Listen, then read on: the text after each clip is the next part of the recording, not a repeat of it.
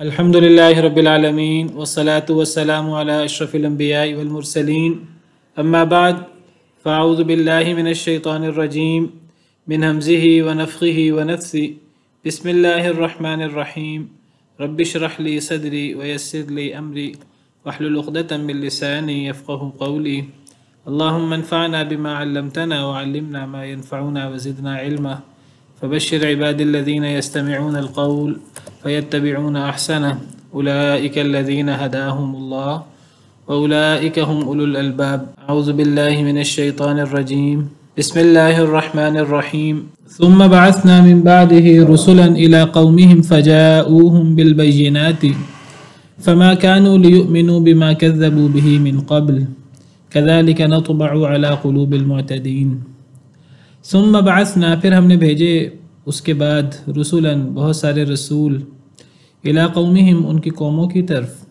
فجاؤہم بالبینات تو وہ لائے ان کے پاس یعنی رسول لائے ان کے پاس یعنی اپنی قوموں کے پاس بالبینات روشن نشانیاں معجزات ایسے معجزات جو ان کی رسالت پر ان کی نبوت پر ان کی حقانیت پر دلالت کرتے تھے فما کانوا لیؤمنوا تو نہیں ہوئے وہ کہ وہ ایمان لاتے یعنی وہ قومیں بما کذبوا اس وجہ سے جو وہ جھٹلا چکے بھی ساتھ اس کے من قبل پہلے کذالک نطبع علی قلوب المعتدین اسی طرح ہم مہر لگا دیا کرتے ہیں حد سے بڑھنے والوں کے دلوں پر پچھلی آیات کریمہ میں ہم نے سیدنا نوح علیہ السلام کا تذکرہ پڑھا اور میں نے آپ سے ذکر کیا کہ وہ پہلے رسول ہیں ان سے پہلے رسول کوئی نہیں ہے ان سے پہلے انبیاء ہیں علیہم السلام سیدنا آدم سیدنا ادریس ان کا ذکر قرآن میں ہے اور ذکر کیا جاتا ہے کہ سیدنا شیس علیہ السلام جو حضرت آدم علیہ السلام کے بیٹے تھے وہ بھی نبی تھے بہرحال ان کا ذکر ان کا نام قرآن کریم میں موجود نہیں ہے واللہ عالم حضرت نوح علیہ السلام پہلے رسول تھے جلیل القدر پیغمبر کل ہم نے ان کا تفصیل سے ذکر پڑھا تو اللہ تعالیٰ فرماتے ہیں کہ پھر ہم نے اس کے بعد یعنی نوح علیہ السلام کے بعد رسول بھیجے رسولاً جمع ہے رسول کی بہت سارے رسول بھیجے اور بھی ان کی قوموں کی طرف سیدنا نوح علیہ السلام کے بعد اللہ تعالیٰ بہت سارے رسول بھیجنے کا ذکر فرما رہے ہیں اور یہ جو ہم آیت نمبر 74 پڑھ رہے ہیں اور اگلی آیت 75 میں سیدنا موسیٰ علیہ السلام کا ذکر ہے جو جلیل القدر پیغمبر اور رسول ہیں اولو العزم رسولوں میں سے ہیں تو گویا کہ یہاں سیدنا نوح علیہ السلام سے لے کر سیدنا موسیٰ علیہ السلام کے درمیان کے بے شمار ہزاروں اللہ کو پتہ ہے کتنے رسول اور کتنے انبیاء ہیں علیہم السلام اجمعین تو یہ وہ ان رسولوں کی بات ہو رہی ہے ان انبیاء کی جو حضرت نوح علیہ السلام کے بعد اور حضرت موسیٰ علیہ السلام سے پہلے ہیں مثال کے طور پر حضرت ہود علیہ السلام آپ کو پتہ حضرت ہود علیہ السلام حضرت نوح علیہ السلام کے جانشین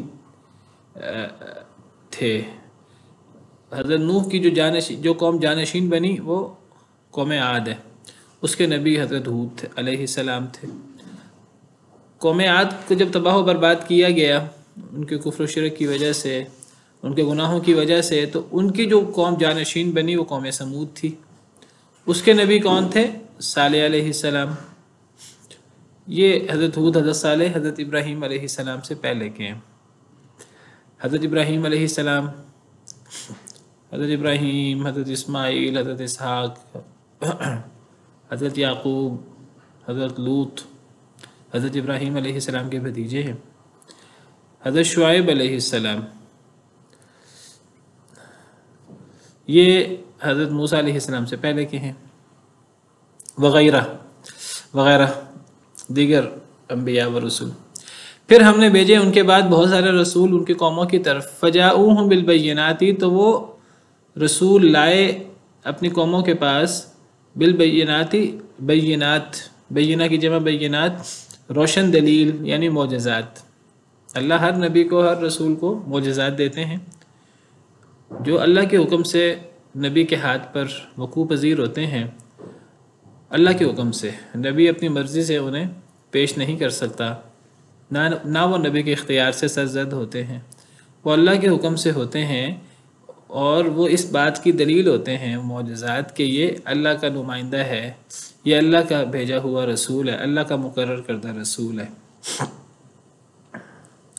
تو سب رسولوں نے روشن نشانیاں پیش کی۔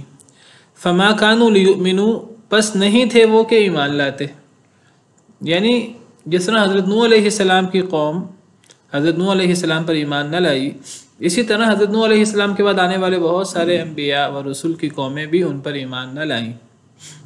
ہر نبی اور ہر رسول کی قوم نے اپنے نبی اور رسول کا انکار کیا ہے، بالعموم زیادہ تر لوگوں نے انکار ہی کیا ہے۔ ہاں کچھ لوگ ایمان لاتے رہے، کچھ تھوڑے کچھ زیادہ۔ بعض انبیاء کرام علیہم السلام کے ساتھ تو ایک اکا دکا، اور بعض کے ساتھ تو وہ بھی نہیں، قیامت کے دن احادیث مبارکہ سے پتہ لگتا ہے بعض انبیاء کے ساتھ تو اکا دکا پیروکار بھی نہیں ہوں گے۔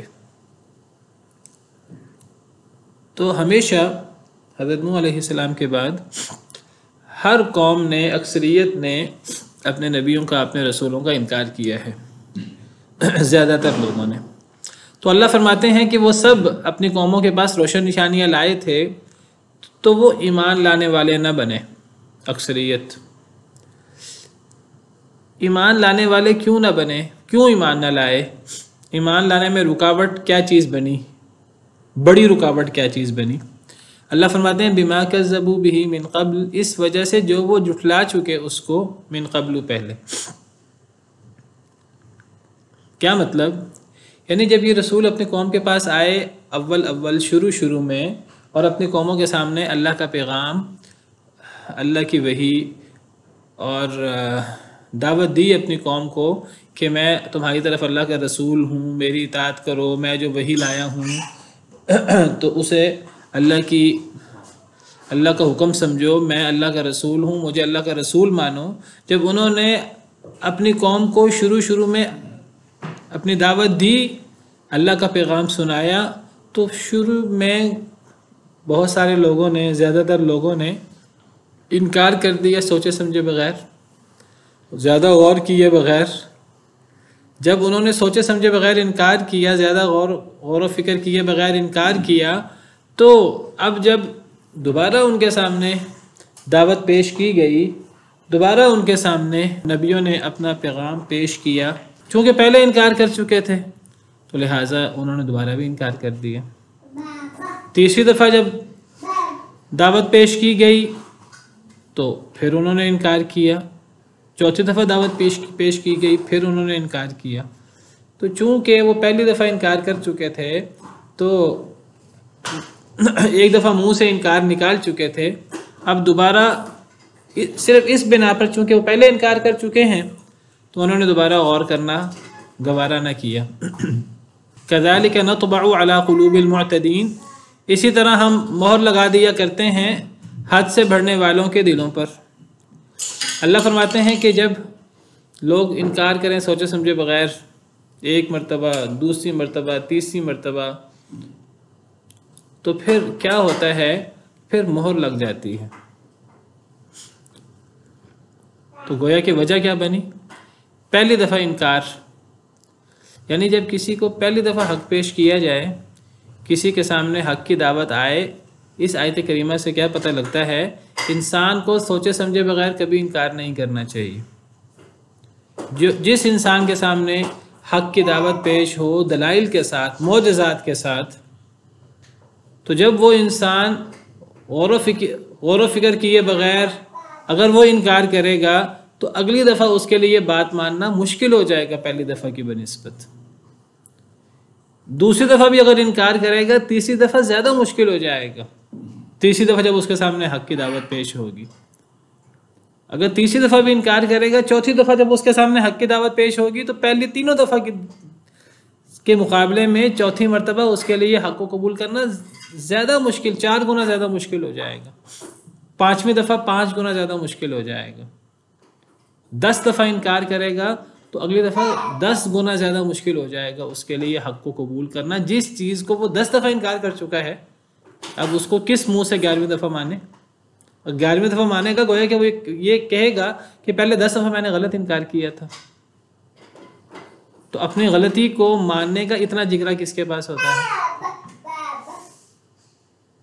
بیٹا اس کو چھوڑ آؤ گھر میں، آپ کو لانا نہیں چاہیے تھا جب آپ کو پتہ ہے. پہلی دفعہ انکار یہ وجہ بنا اکثر قوموں کے نہ ماننے کا، اکثر قوموں کے کفر کی وجہ پہلی دفعہ انکار بنا. اس سے کیا پتہ لگا؟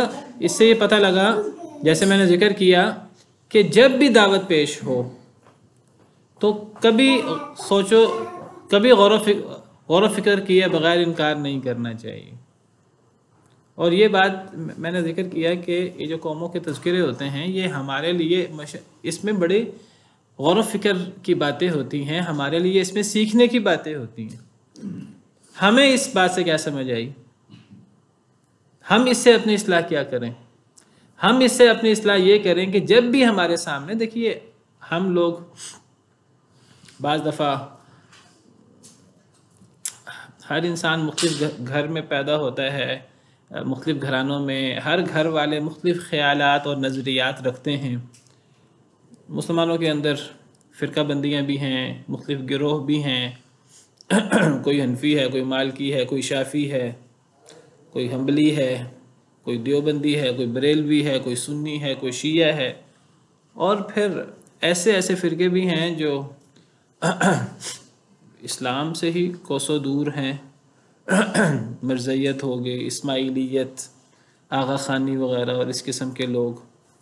یہ تو بہرحال وہ ہیں جو اپنے آپ کو یعنی مسلمان کہتے ہیں.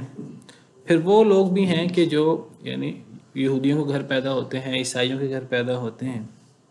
تو ایک انسان کا کام کیا ہے کہ جب اس کے سامنے حق پیش ہو، جب اس کے سامنے کتاب و سنت کی روشنی میں کوئی بات کی جائے، وہ سوچے سمجھے بغیر انکار نہ کرے. سنی سنائی باتیں جو اس کے خاندان میں چلی آ رہی تھیں وہ سن سنا کر بس اگلے کی بات کا فوری انکار کر دے، تو یہ نہیں کرنا چاہیے. جب بھی کوئی بات پیش ہو دلائل کی روشنی میں تو اگر فوری وہ جس عقائد و نظریات پر ہم موجود ہیں اگر وہ اس کے مخالف ہے تو فوری انکار نہیں کر دینا چاہیے اگر ہماری اس بارے میں تحقیق نہیں ہے، بلکہ اس پہ غور کرنا چاہیے. کیا پتہ وہ بات صحیح ہو، کیا پتہ وہ بات حق پر مبنی ہو. ہاں اگر اس پہ کسی نے پہلے تحقیق کی ہوئی ہے، غور و فکر کیا ہوا ہے اور اسے پتہ ہے کہ یہ اگلا بندہ غلط دلائل پیش کر رہا ہے تو ایک الگ بات ہے. اگر کسی کی تحقیق ہے تو پھر انکار کر دینا چاہیے. تو کبھی بھی حق کا فوری انکار نہیں کرنا چاہیے.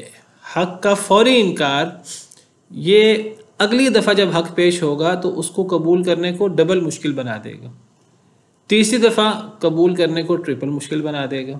یہ جتنی دفعہ حق پیش ہوتا جائے گا، جتنی دفعہ وہ انکار کرتا جائے گا، اگلی مرتبہ حق کو قبول کرنا مشکل تر ہوتا جائے گا. اسی لیے اللہ تعالیٰ قرآن کریم میں فرماتے ہیں 7ویں پارہ کے آخری آیت سورہ انعام میں ہم پیچھے پڑھ آئے ہیں، وَنُقَلِّبُ أَفْئِدَتَهُمْ وَأَبْصَارَهُمْ كَمَا لَمْ يُؤْمِنُوا بِهِ أَوَّلَ مَرَّةٍ. اللہ فرماتے ہیں وَنُقَلِّبُ أَفْئِدَتَهُمْ وَأَبْصَارَهُمْ سورہ انعام آیت نمبر 110. اللہ فرماتے ہیں ہم ان کے دلوں کو اور ان کی آنکھوں کو الٹ پلٹ کر دیتے ہیں، پھیر دیتے ہیں، ان کے دلوں کو بھی اور ان کی آنکھوں کو بھی. کما لم یؤمنوا به اول مرہ، جیسے کہ وہ پہلی مرتبہ ایمان نہیں لائے. یعنی کیا مطلب؟ جو بندہ پہلی مرتبہ ایمان نہیں لائے گا، اس کے سامنے حق آئے گا اور وہ اس کو پہلی دفعہ رد کر دے گا سوچے سمجھے بغیر، اپنے آباء و اجداد کے دین پر چلتے ہوئے، یا جو ان کے ہاں مشہور ہے سنی سنائی باتیں ہیں وہ ان پر اعتماد کرتے ہوئے، اس کی اپنی تحقیق نہیں ہے لیکن جو ماں باپ سے سنا ہے، جو اپنے مسجد کے مولوی صاحب سے سنا ہے، آنکھیں بند کر کے اگر اس پہ یقین ہے تو اب پہلی دفعہ حق آئے گا، جو انکار کرے گا تو پھر اللہ فرماتے ہیں کہ پھر ہم ایسے لوگوں کے دلوں کو بھی اور ان کی آنکھوں کو بھی پھیر دیتے ہیں. دل تو اللہ کے ہاتھ میں. کیا مطلب ہم دل اور آنکھوں کو پھیر دیتے ہیں؟ یعنی ان کے لیے پھر حق کو قبول کرنا آسان نہیں رہتا. کن لوگوں کے لیے؟ جو پہلی دفعہ حق کا انکار کر. وَنَذَرُهُمْ فِي طُغْيَانِهِمْ يَعْمَهُونَ، اور ہم چھوڑ دیتے ہیں انہیں ان کی سرکشی میں وہ حیران و پریشان پھرتے ہیں. یہ سزا ہے کس بات کی؟ پہلی دفعہ انکار کی. تو پہلی دفعہ آپ کے سامنے کوئی چیز پیش ہوئی ہے بہت اہم ہے. اگر حق پیش ہوا ہے تو جو پہلی دفعہ انکار کرے گا اس کے لیے اگلی دفعہ مشکل ہو جائے گا، اور جو پہلی دفعہ مان لے گا، جب پہلی دفعہ حق کا انکار کرنا یہ آہستہ آہستہ انسان کے دل پہ مہر لگ جاتی ہے، اللہ اس کے دلوں کو اور اس کی آنکھوں کو ہی پھیر دیتے ہیں، تو پھر پہلی دفعہ مان لینا حق کو، یہ کتنا بڑا اجر ہوگا، اس میں یہ کتنی بڑی نیکی ہوگی. پہلی دفعہ یا فوراً حق کو قبول کرنا یہ بہت بڑی نیکی ہے. اس کے بالمقابل نبی پہلے مسلمان ہوتے ہیں، سب سے پہلے حق کو قبول کرنے والے ہوتے ہیں.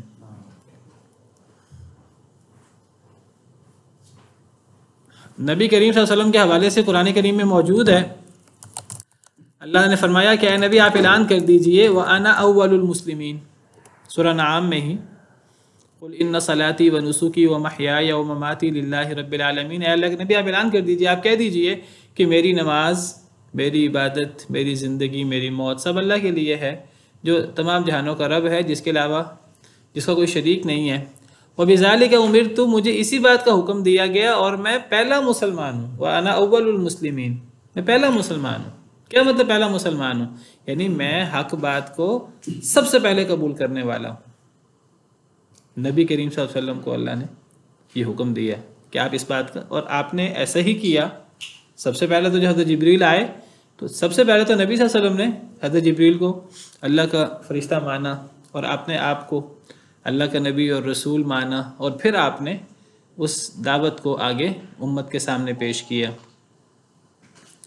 اسی طرح ایک اور آیت کریمہ میں اللہ تعالیٰ فرماتے ہیں حضرت موسیٰ علیہ السلام کے حوالے سے، وَأَنَا أَوَّلُ الْمُؤْمِنِينَ فَلَمَّا أَفَاقَ، جب حضرت موسیٰ علیہ السلام کو افاقہ ہوا، جب انہوں نے کہا کہ اے اللہ تعالیٰ میں آپ کو دیکھنا چاہتا ہوں، اور اللہ نے فرمایا کہ میں پہاڑ پہ تجلی ڈالوں گا، اگر پہاڑ میری تجلی برداشت کر گیا تو تم بھی مجھے دیکھ سکو گے. اللہ نے تجلی ڈالی تو پہاڑ ریزہ ریزہ ہو گیا، حضرت موسیٰ بھی ہوش ہو کے گر گئے. جب وہ ہوش میں آئے تو کہنے لگے اے اللہ آپ پاک ہیں، تبت الیک، میں آپ کی طرف رجوع کرتا ہوں، توبہ کرتا ہوں. وَأَنَا أَوَّلُ الْمُؤْمِنِينَ، میں فوراً ماننے والوں میں سے ہوں. یعنی یہ نہیں ہوا کہ اللہ نے کہا اے موسیٰ تم مجھے دیکھ نہیں سکو گے، حضرت موسیٰ نے کہا نہیں اے اللہ میں آپ کو دیکھ سکتا ہوں. اللہ نے کہا اے موسیٰ تم مجھے دیکھ نہیں سکو گے، اللہ نے یہ بھی کہا اور اللہ نے ساتھ عملی تجربہ بھی کروا دیا. حضرت موسیٰ نے کہا اے اللہ میں اس بات کو سب سے پہلے ماننے والا ہوں، میں حق کو فوراً قبول کرنے والا ہوں، میں اس حق کو قبول کرنے میں کوئی وقت نہیں لگاؤں گا. یہ نبیوں کی صفت ہے.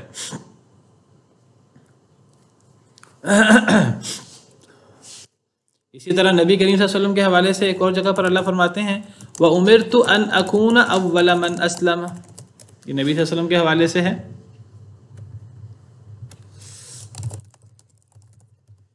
سورہ نعام آیت نمبر 14، اللہ فرماتے ہیں کہ قُلْ إِنِّي أُمِرْتُ أَنْ أَكُونَ أَوَّلَ مَنْ أَسْلَمَ، اے اللہ کے نبی صلی اللہ علیہ وسلم آپ فرما دیجئے مجھے حکم دیا گیا ہے کہ میں سب سے پہلے مطیع ہونے والا بن جاؤں.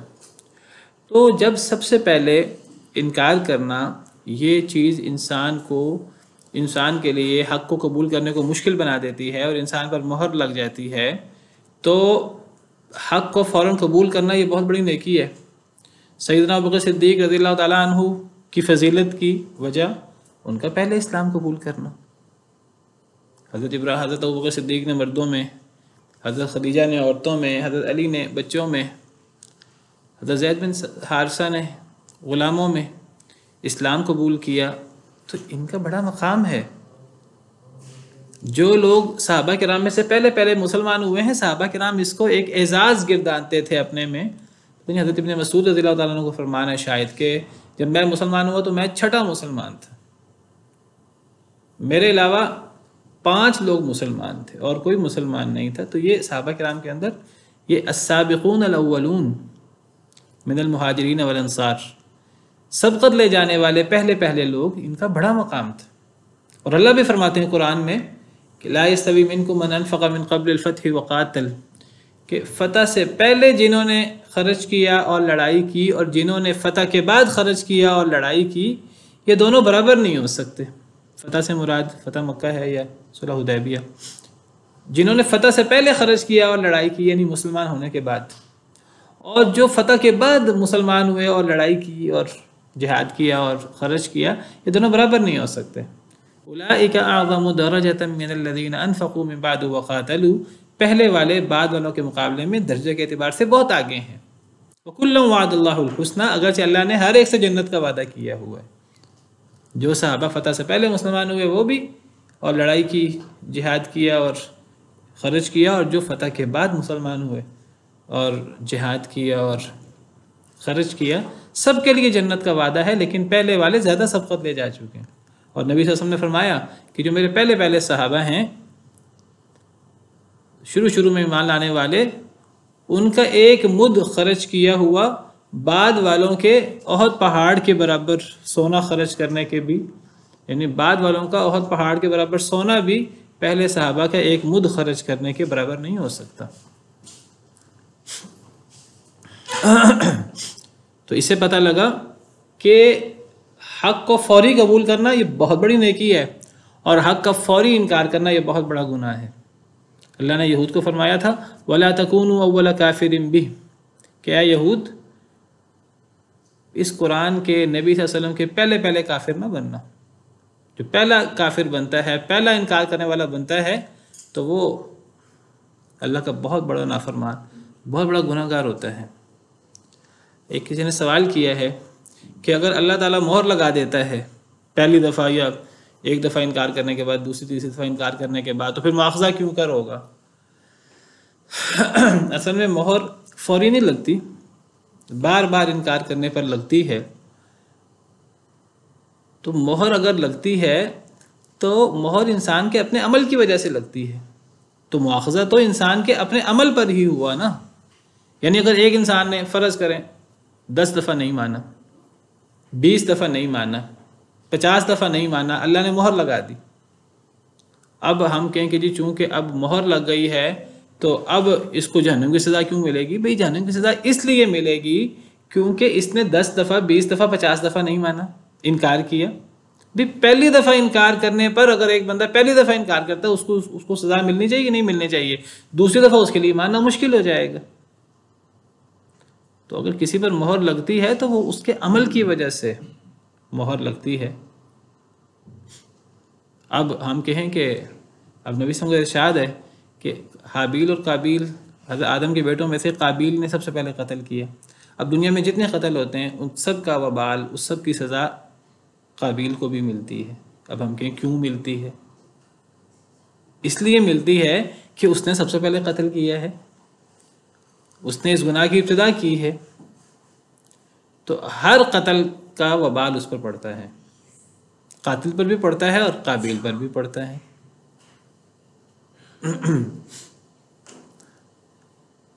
تو یعنی مقصد یہ ہے کہ حق کو فوری قبول کرنا چاہیے، جلدی قبول کرنا چاہیے، بلا وجہ لیٹ نہیں کرنا چاہیے۔ ہاں کسی کا اگر ذہن کلیئر نہیں ہوا، انسان فوری انکار نہ کرے، انسان خاموش ہو جائے۔ لیکن اگر اچھی بات ہے تو فوری قبول کرنا چاہیے، جلدی قبول کرنا چاہیے، اس کا اجر زیادہ ہوتا ہے۔ یہ بالکل ممکن ہے کہ آپ کے سامنے ایک بندہ حق کے نام سے ایک دعوت پیش کرے، اگر تو وہ حق ہے تو ہمیں فوری قبول کر لینا چاہیے، اور یہ بھی ممکن ہے کہ وہ حق نہ ہو، وہ بندہ جھوٹی دعوت حق کے نام سے پیش کر رہا ہے، تو اس کا فوری انکار یہ بھی ثواب کا باعث ہوگا۔ لیکن کب؟ جب حق کو قبول کرنا یا غلط چیز کا انکار کرنا، جب ہم اصل میں ایک چیز کو اہم سمجھیں گے تو ہم فوری قبول کریں گے یا انکار کریں گے۔ اگر ہم ایک چیز کو، تب ہم علی وجہ البصیرت، غور و فکر کر کے جب ایک چیز کو قبول کریں گے تو فوری حق کو قبول کر لیں گے۔ اور اگر ایک بندہ غلط چیز پیش کر رہا ہے حق کے نام سے، ہم فوری انکار کر دیں گے، تو غلط چیز کا فوری انکار یہ بھی بڑا ثواب کا کام ہے۔ لیکن یہ کب ہوگا؟ جب ہم غور و فکر کر کے، اہتمام کر کے، علی وجہ البصیرت، تسلی کر کے، تحقیق کر کے جب ایک چیز کا جلدی انکار کر دیں گے ایک فتنے کا تو یہ بھی باعث ثواب ہے۔ اس وقت جو بات ہو رہی ہے، بات یہ ہو رہی ہے کہ اگر کوئی حق کی بات پیش ہو، کوئی قرآن و حدیث کی بات پیش ہو، بندہ سوچا سمجھے بغیر انکار کر دے۔ اکثر یہ ہوتا ہے کہ جب نبی یا کوئی داعی دعوت دیتا ہے حق کی تو اکثر لوگ وہ بغیر تحقیق کیے سنی سنائی باتوں کے اوپر وہ چل رہے ہوتے ہیں، تحقیق کیے بغیر انکار کر دیتے ہیں۔ یہ چیز انسان کو خراب کرتی ہے، اور ایسے شخص کے لیے حق کو قبول کرنا وہ مشکل سے مشکل تر ہوتا جاتا ہے۔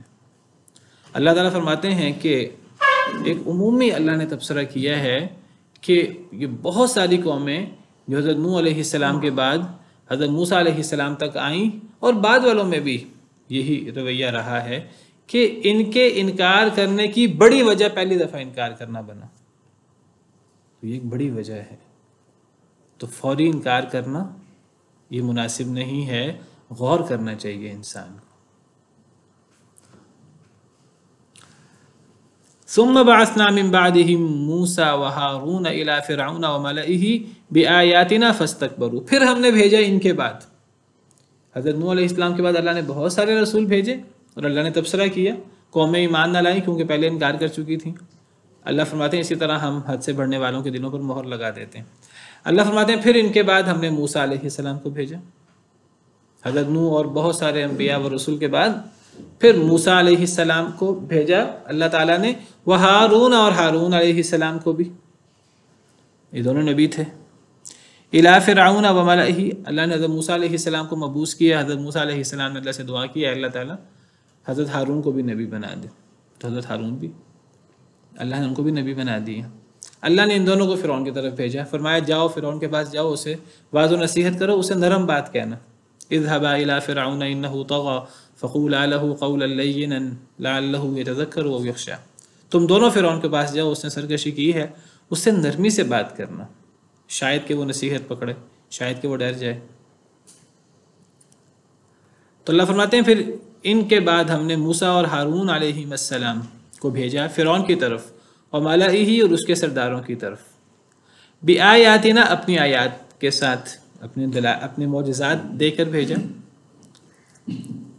حضرت موسیٰ عصا پھینکتے تھے، سام بن جاتا تھا اللہ کے حکم سے، اپنا ہاتھ بغل میں ڈالتے تھے تو نکالتے تھے تو وہ چمکدار روشن ہوتا تھا، ایسا سفید نہیں جیسا ایک مرض بھی ہوتا ہے کہ ہاتھ وغیرہ یہ چیز سفیدی آ جاتی ہے جسم پر، وہ مرض والی سفیدی نہیں، پھول بہری نہیں، برس نہیں، بلکہ وہ روشن ہو جاتا تھا۔ تو اللہ تعالیٰ نے حضرت موسیٰ اور حضرت ہارون علیہ السلام کو فرعون کی طرف بھیجا اور اس کے سرداروں کی طرف اپنی نشانیوں کے ساتھ، اپنے معجزات کے ساتھ۔ یہ صرف دو معجزے نہیں تھے، عصائے موسیٰ اور ید بیضا، اللہ نے اور بھی بڑے بڑے معجزے دیے، 9 بڑی بڑی نشانیوں کو ذکر تو قرآن کریم میں ہے، وَلَقَدْ آتَيْنَا مُوسَىٰ 9 آیَاتٍ بَيِّنَاتٍ فَاسْأَلْ بَنِي إِسْرَائِیلَ إِذْ جَاءَهُمْ، ہم نے موسیٰ علیہ السلام کو 9 بڑی بڑی نشانیاں دیں، اور بھی اللہ نے 9 بڑے بڑے معجزے اور بھی نشانیاں دیں۔ تو ہم نے موسیٰ اور ہارون علیہ السلام کو بھی فرعون کی طرف، اس کے سرداروں کی طرف اپنے نشانیوں کے ساتھ بھیجا۔ فاستکبروا، تو انہوں نے تکبر کیا، ان سب نے، فرعون اور اس کے سرداروں نے، وکانوا قوم مجرمین، اور وہ مجرم قوم تھے۔ تو انہوں نے تکبر کیا۔ تکبر کا مطلب کیا ہوا؟ تکبر کا مطلب ہوا انکار، یعنی جب کسی کے سامنے حق آئے اور وہ غور و فکر کیے بغیر، پرواہ کیے بغیر، ہلکا سمجھ کر کوئی اللہ کی بات کرے، کوئی آخرت کی بات کرے، اگلا بندہ پرواہ نہ کرے، ہلکا سمجھے اللہ کی بات کو، رسول کی بات کو، انکار کرے، تو یہ تکبر ہے، یہ بڑا تکبر ہے۔ تکبر کا لفظی مطلب ہم سمجھتے ہیں کہ اپنے آپ کو بڑا سمجھنا، تو اگر کوئی حق کا انکار کرے تو یہ بھی تکبر ہے۔ یعنی ایک ہے کہ کوئی شخص اپنے آپ کو دوسرے لوگوں کے سامنے بڑا سمجھے، دوسرے لوگوں کو اپنے سے حقیر سمجھے، اور اپنے آپ کو بڑا سمجھے کہ میرے پاس بڑا مال ہے، بڑا اقتدار ہے، میں زیادہ صاحب حیثیت ہوں. بھائی اگر تجھے اللہ نے زیادہ مال دیا ہے تو اس میں تیرا کیا کمال ہوا؟ یہ تو اللہ کا تجھ پر انعام ہے. اگر تیرے پاس اقتدار ہے تو یہ اقتدار تیری کون سی صلاحیت ذاتی ہے؟ تو خود پیدا اپنی مرضی سے نہیں ہوا. تجھے جو صلاحیتیں ملی ہیں وہ تجھے اپنی مرضی سے نہیں ملی، اللہ نے دی ہیں. تو اگر تیرے پاس کوئی اللہ کی نعمت آئی ہے، مال و دولت آیا ہے، اقتدار آیا ہے، تو کون سا یہ سارا تیری اپنی صلاحیتیں ہیں، تیرا اپنا علم ہے؟ یہ تو اللہ کی دین ہے. تو اگر کوئی اپنے آپ کو بڑا سمجھتا ہے لوگوں سے، ہم اس کو تکبر سمجھتے ہیں، یہ بھی تکبر ہے. لیکن کوئی حق کا انکار کرے تو یہ بڑا تکبر ہے. یعنی گویا کہ ایسا شخص اپنے آپ کو حق کی بات سے، جو اللہ کی بات ہوتی ہے، جو رسول کی بات ہوتی ہے، تو ایک بندہ گویا کہ وہ لوگوں کو حقیر سمجھتے سمجھتے اللہ کی بات کو بھی، اللہ کو بھی حقیر سمجھ لیتا ہے. نعوذ باللہ، اس سے بڑا تکبر کیا ہوگا؟ تو اللہ کا انکار، اللہ کی بات کا انکار، رسول کی بات کا انکار، یہ بڑا تکبر ہے. تو اللہ فرماتے ہیں کہ فرعون اور اس کے سرداروں نے تکبر کیا. حضرت موسیٰ اور حضرت ہارون کے سامنے کیا تکبر کیا؟ انکار کیا. شیطان کے انکار کو بھی تکبر سے تعبیر کیا گیا. تو تکبر کیا ہوتا ہے؟ نبی صلی اللہ علیہ وسلم سے سوال ہوا، ایک صحابی نے آپ سے سوال کیا کہ اللہ کے رسول، میرا دل کرتا ہے کہ میرے کپڑے اچھے ہوں، میرا جوتا اچھا ہو، خوبصورت میں لباس پہنوں، تو کیا یہ تکبر ہے؟ کیونکہ نبی صلی اللہ علیہ وسلم نے تکبر کی بڑی مذمت بیان کی تھی. صحابہ ڈرتے تھے کہ ہم تکبر میں مبتلا نہ ہو جائے. تو اچھا لباس پہننا، اچھا جوتا پہننے کی خواہش کرنا، اچھا لگنے کی کوشش کرنا، کیا یہ تکبر ہے؟ صحابی نے سوال کیا. تو آپ نے فرمایا نہیں، یہ تو تکبر نہیں ہے. آپ نے فرمایا ان اللہ جمیل یحب الجمال، اللہ تعالیٰ خوبصورت ہیں اور اللہ خوبصورتی کو پسند کرتے ہیں. کوئی اگر خوبصورت نظر آنا چاہتا ہے لوگوں کے سامنے تو وہ اچھا لباس پہنے، اچھا جوتا پہنے، اچھا لگنے کی کوشش کرے، کوئی حرج کی بات نہیں ہے. پھر آپ نے فرمایا کہ تکبر کیا ہے؟ فرمایا الکبر بطر الحق وغمط الناس، تکبر ہے حق کا انکار کرنا اور لوگوں کو حقیر جاننا. حق کا انکار یہ تکبر کا پہلا درجہ، پہلا مرحلہ ہے. بڑا تکبر یہ ہے حق کا انکار کرنا، اپنے آپ کو حق سے بالا تر سمجھنا، حق کو اپنے سے حقیر سمجھنا، اللہ رسول کی بات کو. اور دوسرا تکبر جو ہمارے ہاں مشہور ہے، لوگوں کو حقیر سمجھنا، غمط الناس. یعنی اگر ایک انسان اچھا لباس پہنے اور قیمتی لباس پہنے اور اچھا قیمتی لباس پہن کر جن کے پاس اچھا لباس پہننے کی استطاعت نہیں ہے انہیں اپنے سے حقیر سمجھے تو یہ تکبر ہے. اچھی گاڑی ہو، اچھا جوتا ہو، تو وہ یہ کر کے دوسروں کو حقیر سمجھے، پھر تکبر ہوگا. اگر ایک انسان اچھے قیمتی لباس پہنتا ہے، قیمتی جوتا پہنتا ہے، اچھی گاڑی ہے اس کے پاس، بہت قیمتی بھی ہے، لوگوں کو حقیر نہیں سمجھتا، یہ تکبر نہیں ہے. وہ ایک الگ چیز ہے کہ وہ اسراف کر رہا ہے کہ نہیں کر رہا، وہ ایک الگ چیز ہے، لیکن یہ تکبر نہیں ہوگا. تکبر کب آئے گا؟ جب کوئی بندہ اگلے کو حقیر سمجھے تو. لیکن اگلے کو حقیر سمجھنا یہ تکبر کا دوسرا مرتبہ ہے. تکبر کا پہلا مرتبہ اور بڑا تکبر وہ حق کا انکار کرنا ہے، اپنے آپ کو حق سے بالا تر سمجھنا. جی آپ میں سے کوئی سوال کرنا چاہ رہا تھا؟ جی سر، السلام علیکم. وعلیکم السلام ورحمۃ اللہ. سر پھر جو مطلب دینی معاملات میں جو لوگ خود نیکوکار ہوتے ہیں، دوسروں کو مطلب جو لوگ نہیں صحیح راستے پہ ہوتے، ان کے حوالے سے اگر ہم کسی کو لوئر کنسیڈر کریں گے تو یہ بھی اس میں آئے گا؟ دیکھیے اگر کوئی بندہ یہ سمجھے کہ میں نیک ہوں اور اگلا بندہ گناہ گار ہے، اور ایک بندہ اپنی نیکی پر اسے فخر ہو، غرور ہو اپنی نیکی پر کہ میں بڑا نیک ہوں، میں تو اللہ کی بڑی اطاعت کرتا ہوں، اور اگلے بندے کو وہ حقیر سمجھے کہ وہ جو ہے نا وہ بڑا گناہ گار ہے، اور ایک بندہ اپنی نیکی پر فخر کرے، اپنے علم پر فخر کرے، تو یہ بھی تکبر ہے. ایک بندہ اپنے آپ کو بڑا عالم سمجھے، ایک بندہ اپنے آپ کو بڑا نیک سمجھے، یہ بھی تکبر ہے. اصل نیکی کیا ہے؟ اصل نیکی یہ ہے کہ انسان اللہ کو راضی کرنے کی کوشش کرے، اللہ کے حکم کے مطابق نیکی کرنے کی کوشش کرے، علم حاصل کرنے کی کوشش کرے، عبادت کرے، اور انسان ان نیک اعمال کو کر کے کنویں میں ڈالتا جائے. جس طرح ہمارے ہاں ہم کہتے ہیں نیکی کر دریا میں ڈال، کنویں میں ڈال. اور انسان نیکی کر کے انسان اس کو کنویں میں ڈال کر انسان سمجھے میں تو گناہ گار ہوں، اللہ کا ڈر اس کے اندر پیدا ہو اگر نیکی کرنے سے، علم حاصل کرنے سے، عبادت کرنے سے، تو یہ نیکی ہے۔ اگر نیکی کرنے سے، علم حاصل کرنے سے، عبادت کرنے سے اس کے اندر فخر پیدا ہوتا ہے تو یہ تکبر ہے، اور یہ دنیاوی تکبر سے زیادہ بڑا تکبر ہے۔ ایک بندے نے کہا کہ اللہ فلاں کو کبھی معاف نہیں کریں گے۔ ایک شخص کو دیکھا کہ جو عام شخص تھا، اس کو کہا اللہ اس کو کبھی معاف نہیں کریں گے۔ تو حدیث مبارکہ میں آتا ہے کہ اللہ نے فرمایا کہ تو کون ہے کہ فلاں بندے کے بارے میں تو یہ کہہ رہا ہے اللہ کبھی معاف نہیں کریں گے؟ اللہ نے اسے معاف کر دیا اور اللہ تجھے معاف نہیں کریں گے۔ تو یعنی ایک بندہ وہ اپنے علم پر اور اپنی عبادت پر غرور کرے اور کہ میں تو اللہ کا بڑا برگزیدہ ہوں، اللہ کے بڑے قریب ہوں، اور فلاں بندہ اللہ کا بڑا نافرمان ہے تو میں تو اس سے بہتر ہوں اور میں تو اس سے افضل ہوں، اور ایک بندہ فخر اور غرور میں مبتلا ہو جائے۔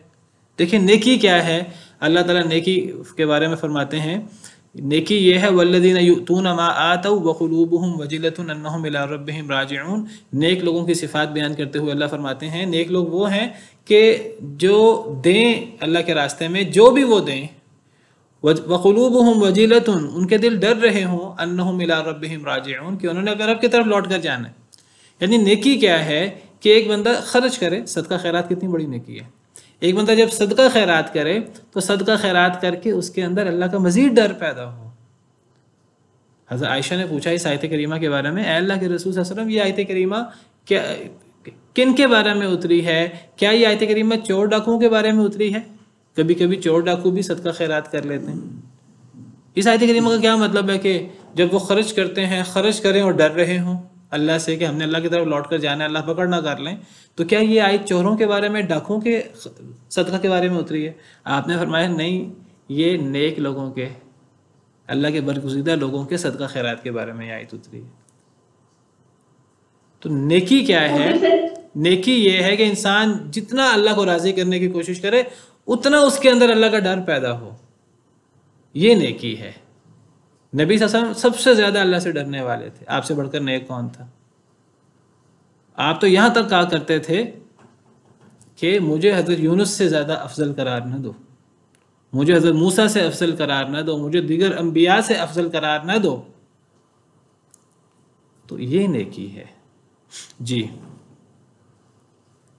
سر لیکن یہ جو بات کرتے ہیں نا کہ مومنین سے محبت ہونی چاہیے، کفار سے بغض ہونا چاہیے، اور وہ مسلمان جو عملی طور پہ مطلب جو بے عملی کا شکار ہے ان کے لیے ہمارے دونوں رویے ہونے چاہیے، ان کے لیے محبت بھی ہونی چاہیے، ان کا عقیدہ ٹھیک ہے، اور ان کی جو بے عملی ہے اس پہ ہمیں بغض ہونا چاہیے۔ مطلب یہ بات اس طرح سے بغض کا اظہار ہونا چاہیے۔ نہیں، یہ بات بالکل ٹھیک ہے۔ دیکھیے یہ ایک الگ عقیدہ ہے، یہ عقیدہ الولاء والبراء ہے۔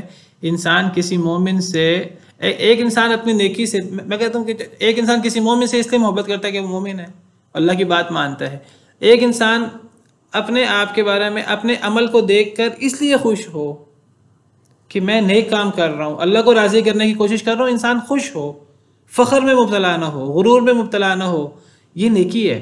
دیکھیں میں اگر نماز پڑھتا ہوں اور مجھے دل میں شکر گزاری کا احساس پیدا ہو کہ اللہ نے مجھے نماز پڑھنے کی توفیق دی ہے، میں قرآن پڑھتا ہوں، آپ قرآن پڑھ رہے ہیں، آپ کے دل میں ایک خوشی ہو کہ اللہ نے ہمیں قرآن پڑھنے کی توفیق دی ہے، یہ نیکی ہے، بلکہ یہ ایمان کی نشانی ہے۔ حدیث مبارکہ ہے، آپ کو حدیث مبارکہ بیان کروں کہ نبی صلی اللہ علیہ وسلم نے فرمایا کہ جس کو اس کی نیکی خوش کرے اور جس کو اس کا گناہ غم میں مبتلا کرے تو یہ مومن ہے، یہ ایمان کی نشانی ہے۔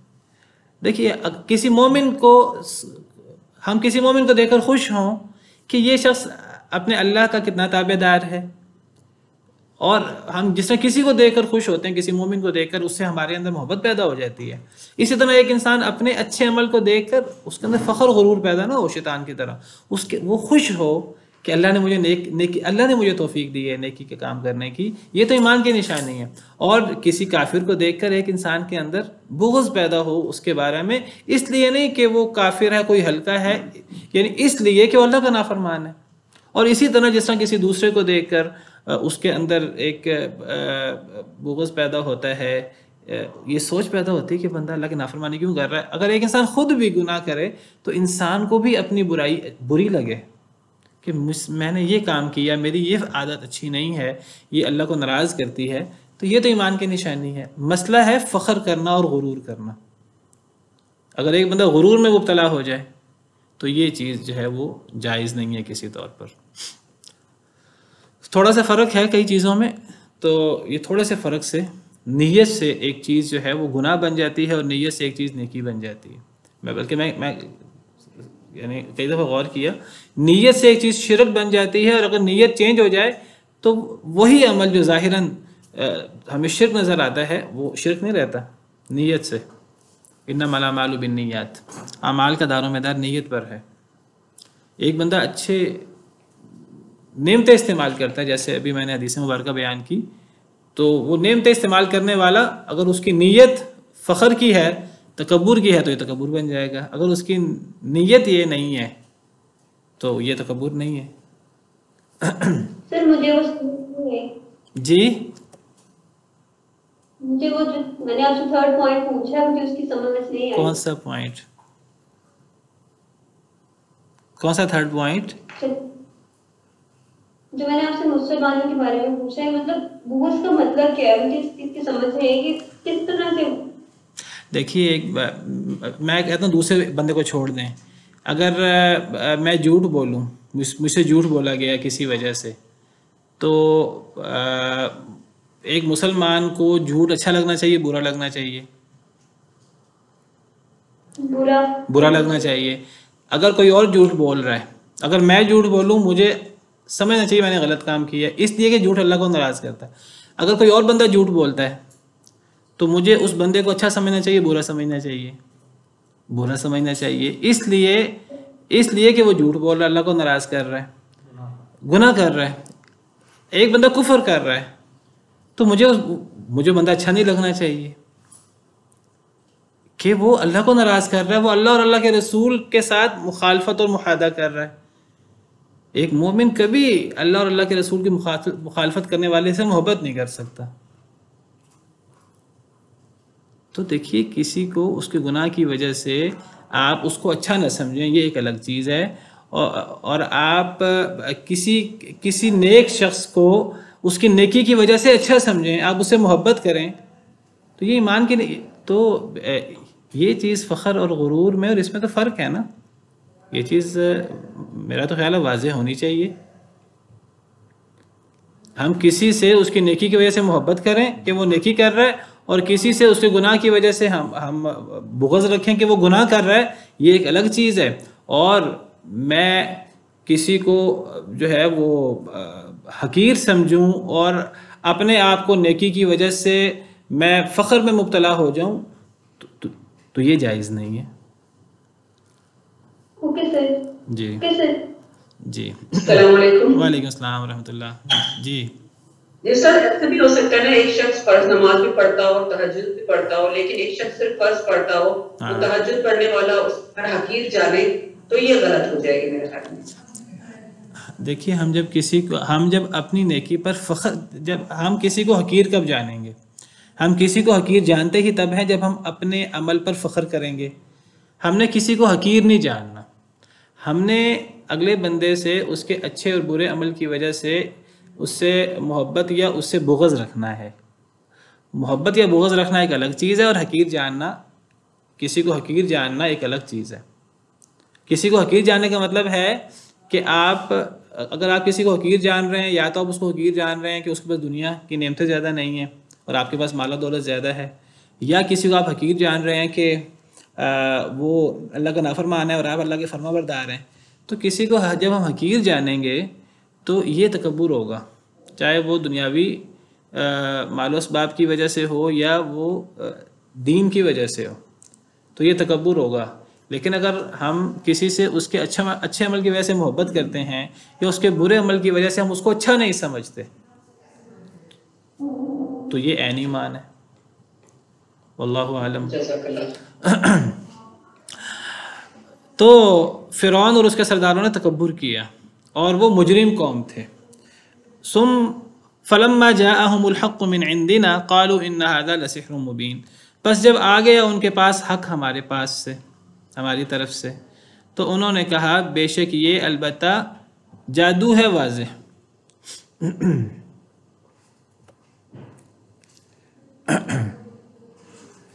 جب ان کے پاس حق آ گیا ہمارے پاس سے، فرعون اور اس کے سرداروں کے پاس جب ہماری طرف سے حق آ گیا، حضرت موسیٰ حضرت ہارون نے حق بات پیش کی، معجزات پیش کیے، توحید کی دعوت دی، اسلام کی دعوت دی اور دلائل پیش کیے، معجزات پیش کیے۔ عصا پھینکا سانپ بن گیا، ہاتھ نکالا تو وہ روشن ہو گیا، تو وہ کہنے لگے یہ تو جادو ہے۔ قال موسیٰ اتقولون للحق لما جاءکم، حضرت موسیٰ کہنے لگے کیا تم کہتے ہو حق کو جب بھی وہ تمہارے پاس آئے؟ کیا جب بھی تمہارے پاس حق آئے تو تم حق کے بارے میں یہی کہتے ہو؟ کیا یعنی جادو؟ اسحر ھذا، کیا یہ جادو ہے؟ ولا یفلح الساحرون، حالانکہ نہیں کامیاب ہو سکتے جادوگر، جادوگر تو کبھی کامیاب نہیں ہوتے۔ حضرت موسیٰ کہنے لگے کہ جب بھی تمہارے پاس حق آئے تو تم اس کو یہی کہتے ہو کہ یہ جادو ہے۔ دیکھیں ایک بندے کو مغالطہ ہو سکتا ہے، پہلی دفعہ حضرت موسیٰ نے جو چیز پیش کی وہ جادو ہے، لیکن جب بعد میں جادوگر آئے، حقیقت واضح ہوئی، یعنی جو جادو اور ان چیزوں کے ماہر تھے انہوں نے حضرت موسیٰ علیہ السلام کا معجزہ دیکھ کر سرنڈر کر لیا، سب مسلمان ہو گئے جادوگر۔ تو اب پھر حضرت موسیٰ کے عمل کو جادو قرار دینا، معجزے کو جادو قرار دینا، اور حضرت موسیٰ کی دیگر تمام نشانیوں کو وہ بار بار پیش آتی رہیں اور فرعون اور اس کے سردار نہ مانے اور جادو کہتے رہے، تو حضرت موسیٰ کہنے لگے کیا تم حق کو ہمیشہ یہی کہتے رہو گے؟ یہ تو کسی چیز کو نہ ماننے کا ایک ہیلا ہے کہ جادو کہہ کر اس کا انکار کر دینا۔ یہی کام مشرکین مکہ نے کیا۔ جب دیکھا کہ قرآن کریم کی تاثیر بہت زیادہ ہے تو اور دیکھا کہ ہم قرآن کریم کا رد کیسے کریں، جادو کہہ دیا اس کو۔ سب سے پہلے جس شخص نے ولید بن مغیرہ یا جو بھی شخص تھا، سورہ مدثر میں اس کا ذکر ہے، تو لوگوں کو کیسے ہم قرآن سے دور کریں، بڑی تاثیر ہے قرآن میں، تو کہا کہ یہ جادو ہے، کہا کہ یہ محمد اپنے پاس سے گھڑ لائے ہیں صلی اللہ علیہ وسلم والعیاذ باللہ۔ حضرت موسیٰ کہنے لگے کیا تم حق کو کہتے ہو جب بھی وہ تمہارے پاس آئے؟ اسحر ھذا، کیا یہ جادو ہے؟ ولا یفلح الساحرون، حالانکہ جادوگر کبھی کامیاب نہیں ہوتے۔ قالوا اجئتنا لتلفتنا عما وجدنا علیہ آباءنا، وہ کہنے لگے فرعون اور اس کے سردار کیا تو آیا ہے ہمارے پاس تاکہ تو پھیر دے ہمیں، لتلفتنا تاکہ تو ہمیں پھیر دے، عما وجدنا علیہ آباءنا، اس سے جس پر ہم نے اپنے آباء و اجداد کو پایا ہے۔ وہی بات جو ہر کافر مشرک کرتا ہے۔ فرعون اس کے سردار کہنے لگے اے موسیٰ کیا تم اس لیے آئے ہو کہ تم ہمیں ہمارے آباء و اجداد کے دین سے پھیر دو؟ قالوا اجئتنا، انہوں نے کہا، فرعون اور اس کے سرداروں نے حضرت موسیٰ اور ہارون کو علیہم السلام، حضرت موسیٰ کو کہا کیا تو آیا ہے ہمارے پاس لتلفتنا، تاکہ تو پھیر دے ہمیں، عما، اس سے جو وجدنا ہم نے پایا، علیہ جس پر، آباءنا اپنے آباء و اجداد کو، کیا تم ہمیں ہمارے آباء و اجداد کے دین سے پھیرنا چاہتے ہو؟ یہ ہمیشہ سے ایک مسئلہ رہا ہے لوگوں کے ہاں کہ جی ہمارے آباء و اجداد کے دین کو ہم نہیں چھوڑ سکتے۔ اے موسیٰ کیا تم ہمیں ہمارے آباء و اجداد کے دین سے پھیرنا چاہتے ہو؟ آج بھی بہت سارے لوگ یہ بات کہتے ہیں۔ وَتَكُونَ لَكُمُ الْكِبْرِيَاءُ فِي الْأَرْضِ، اور ہو جائے تم دونوں کے لیے بڑھائی، فی الارض، زمین میں۔ کیا تم دونوں یہ چاہتے ہو کہ تم دونوں کو زمین کے اندر بڑھائی حاصل ہو، مقام حاصل ہو؟ تم مثلا اللہ کے نبی نہیں ہو، بلکہ تم دنیا کے اندر اقتدار چاہتے ہو، مال و دولت چاہتے ہو، تو تم ہمارے دین کی اور ہمارے آباء و اجداد کے دین کی مخالفت کر رہے ہو۔ ہمیشہ سے غلط لوگ، کفار لوگ انبیاء پر اور اللہ کے دین کے دعوت دینے والوں پر اسی طرح الزام لگاتے رہے ہیں، جھوٹ اور پھپتیاں کستے رہے ہیں، تکلیفیں دیتے رہے ہیں۔ تو وہ کہنے لگا فرعون اور اس کے سردار کہ تم ہمیں ہمارے آباء و اجداد کے دین سے پھیرنا چاہتے ہو اور تم دونوں زمین کے اندر بڑھائی چاہتے ہو۔ وما نحن لکما بمؤمنین، نہیں ہیں ہم تم دونوں کے لیے بمؤمنین، یقین کرنے والے، ایمان لانے والے، ہم تم دونوں پر کبھی ایمان نہیں لائیں گے۔ تم جتنے مرضی معجزات پیش کرو، تم جتنے مرضی دلائل پیش کرو، ہم نہیں مانیں گے، ہم ایمان نہیں لائیں گے۔ اصل میں قرآن کریم کی دوسری آیات سے پتہ لگتا ہے کہ فرعون اور اس کے سردار دل سے یقین کر چکے تھے حضرت موسیٰ اور حضرت ہارون پر، ان کے معجزات پر، لیکن دل سے انہیں یقین تھا کہ حضرت موسیٰ صحیح ہیں، ان کے معجزات صحیح ہیں، لیکن حضرت موسیٰ کو ماننے سے اور دین اسلام جو حضرت موسیٰ لائے تھے اس کو ماننے سے ان کا اقتدار جاتا تھا، یا اپنی من مانی اور مرضی وہ چھوٹتی تھی، وہ چھوڑنا نہیں چاہتے تھے۔ تو انہوں نے کہا حضرت موسیٰ کو ہم کبھی تم لوگوں پر ایمان نہیں لائیں گے، تم تو اس اپنے نئے دین کے ذریعے زمین کے اندر اقتدار چاہتے ہو، تم ہمیں ہمارے آباء و اجداد کے دین سے پھیرنا چاہتے ہو۔ چلیں آج کے لیے اتنا ہی کافی۔